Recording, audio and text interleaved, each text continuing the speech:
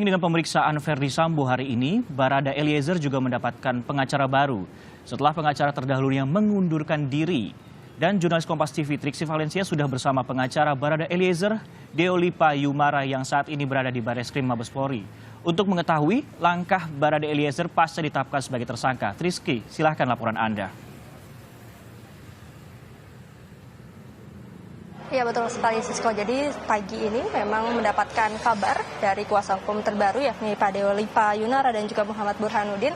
Ini ditunjuk oleh Bareskrim Mabes Polri untuk melanjutkan pendampingan terhadap Barada Eliezer yang kita tahu bahwa pada hari ini juga kuasa hukum sebelumnya yakni Pak Andreas ini melakukan pengunduran diri atau mencabut pendampingannya terhadap Barada Eliezer. Dan untuk mengetahui seperti apa langkahnya karena memang sudah sekitar 8 jam ini melakukan pertemuan dengan Barada Eliezer di Bareskrim Mabes Polri ini, kita akan langsung bertanya dengan Pak Deolipa. Selamat malam Pak Deolipa. Selamat malam.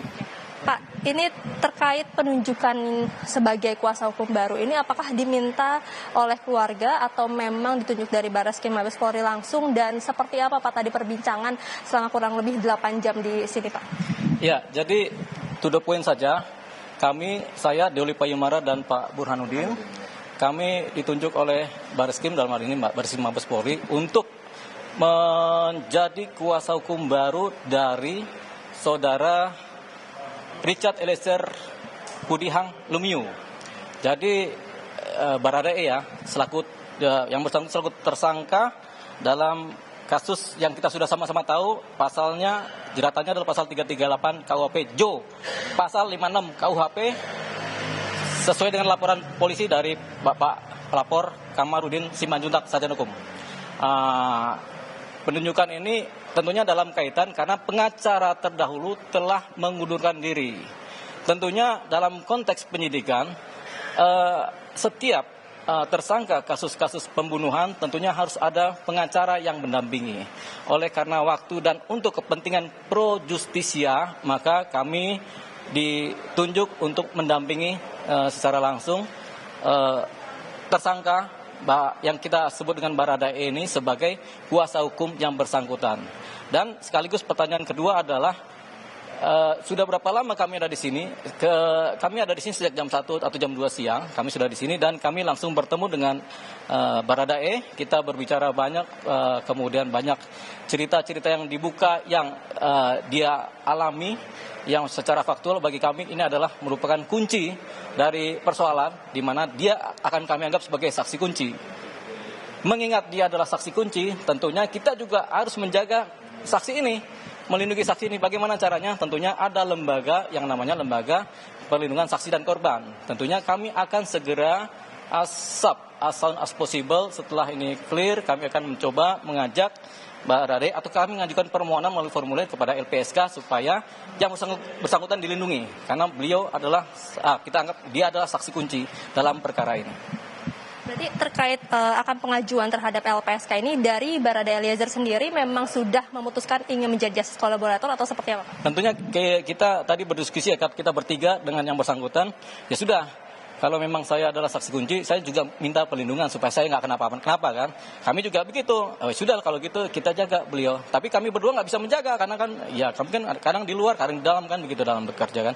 Ya, makanya ada lembaga yang lebih berhak yaitu LPSK tadi. Jadi kami akan mengarahkan yang bersangkutan bersama kami tentunya sebagai kuasa hukumnya untuk mengajukan permohonan perlindungan saksi. Supaya yang bersangkutan bisa membuka apa adanya, menjadi terang ini cerita yang tadinya gelap, jadi samar-samar, menjadi abu-abu, kemudian mulai menjadi putih, dan sekarang mudah-mudahan terang. Setelah terang inilah baru semua persoalan bisa kita lihat secara jernih. Jadi tidak mengira-ngira lagi masyarakat atau publik. Jadi kepentingannya adalah kita ke LPSK minta perlindungan saksi. Selain minta dan bersedia untuk menjadi justice kolaborator, apa saja tadi yang diinfokan dari Barada Eliezer? Mungkin sudah ada hal-hal yang diungkapkan dari pertemuan selama kurang lebih 8 jam dan diskusinya? Tentunya konsultasi tadi kan bukan pro justisia, tapi kan kita bertemu ya. Namanta ya, saya, beliau, Pak Burhanuddin dan beliau kan. Namanta kita bertemu. Kita melihat tidak cuma aspek hukum saja, tapi aspek kejiwaan yang bersangkutan, aspek psikologisnya. Tentunya kita mencoba dari hati ke hati dan memang kepada kami disampaikan secara terang benderang apa adanya apa yang terjadi. Tapi karena kepentingan ini adalah kepentingan penyidikan yang pro justisia, tentunya kami terikat oleh kode etik di mana kami juga tidak boleh menceritakan ini secara gamblang kepada publik. Biarkan penyidikan berjalan, biarkan Mabes Polri, Baris Mabes Polri meneliti sebaik bekerja semaksimal mungkin supaya menjadi terang. Sehingga tidak ada lagi kecurigaan dari luar apa bagaimana yang kemudian bisa membuat perkara ini menjadi liar. Jadi kami juga kuasa hukum kami tidak mau perkara ini menjadi liar. Terang benderang ya, tapi tidak liar.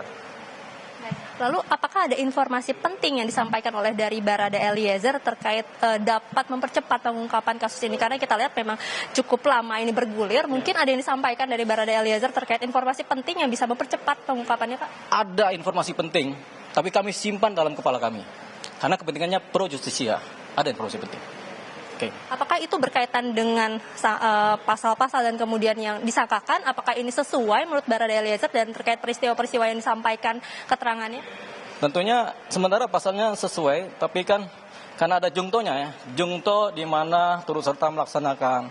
Bagi pandangan kami sebagai kuasa hukum atau pengacara atau kami yang lama di bidang hukum kita ini kalau ada jungto turut serta berarti ada pelaku lain. Tentunya ada pelaku lain yang nanti akan bakal terungkap. Tentunya ada. Berarti kalau dari keterangan ini ada informasi terbaru bukan hanya Barada Eliezer saja satu-satunya yang menjadi pelaku penembakan, betul Pak? Jawabnya kira-kira begitu. Kira-kira kalau dari informasinya secara mungkin tidak bisa dijelaskan secara detail ya Pak.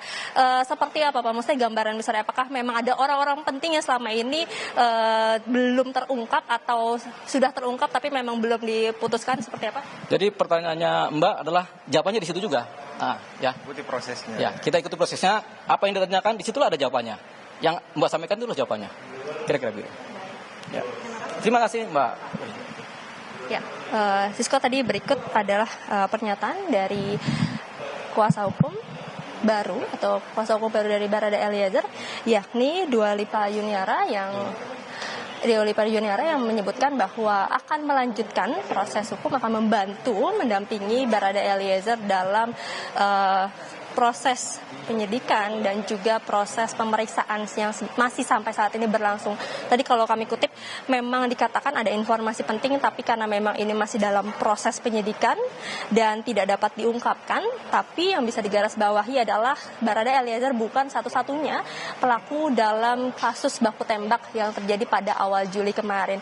Nah, ini kita akan nantikan Sisko dan juga saudara seperti apa perkembangan kasus ini, karena memang komitmen dari Kapolri sendiri adalah akan mengusut kasus ini, kemudian juga akan membuka secara terang-terangnya terkait kasus baku tembak ini, dan kita akan lihat apakah memang kalau melihat dari pasal yang disangkakan kepada Barada Eliezer, yakni pasal 338 Jangto 55 dan Jangto 56 ini ada turut serta atau pihak-pihak lainnya yang bisa menjadi tersangka baru atau berkolaborasi atau maksud kami bersama-sama melakukan atau merencanakan peristiwa yang terjadi di rumah dinas mantan Kadif Propam Polri Irjen Pol Verdi Sambo. Sisko.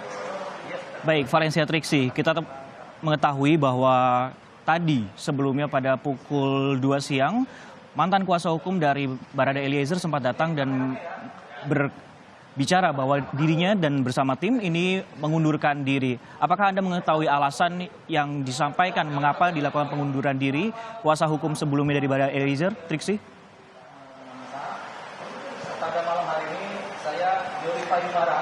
Ya, Sisko, ini juga yang masih kami tunggu sebenarnya apa yang menjadi alasan dari kuasa hukum sebelumnya Barada Eliezer mengajukan pengunduran diri dalam pendampingan terhadap Barada Eliezer yang kita tahu saat ini statusnya sudah tersangka dan juga sudah bergulir, dan kita tahu ini baru 3 hari Barada Eliezer kemudian ditetapkan atau dinaikkan statusnya sebagai tersangka, Sisko dan juga saudara.